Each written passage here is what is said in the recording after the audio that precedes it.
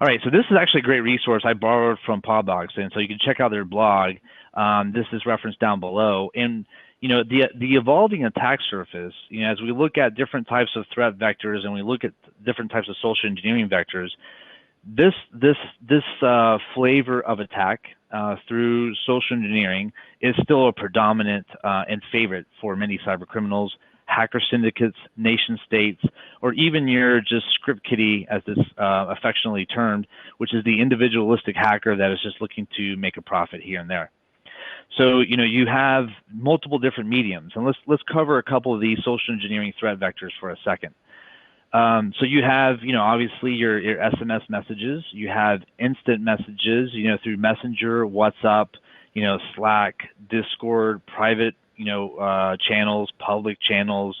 All of these types of softwares could be running on the endpoint that is actually being used for work purposes.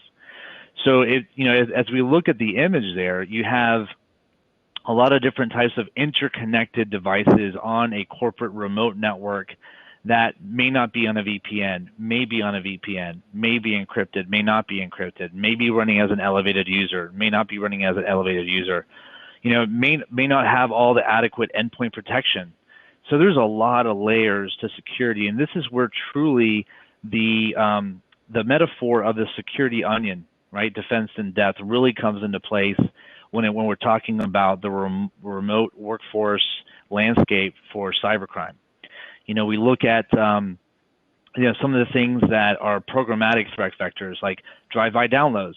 Drive-by downloads right here, this happens over websites. You're on your computer, you're taking your lunch break, maybe you're catching up on a news feed, maybe you're catching up on your favorite like online sports spot for information. And the reality is that hackers are now looking to be more aggressive by doing malvertising, by doing drive-by download, by doing like targeted ads that carry malware, again malvertising.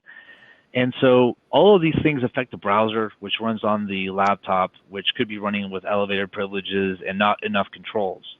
So as you see, the layers become quickly defeated in the castle that is the endpoint, which is the battleground for remote office work.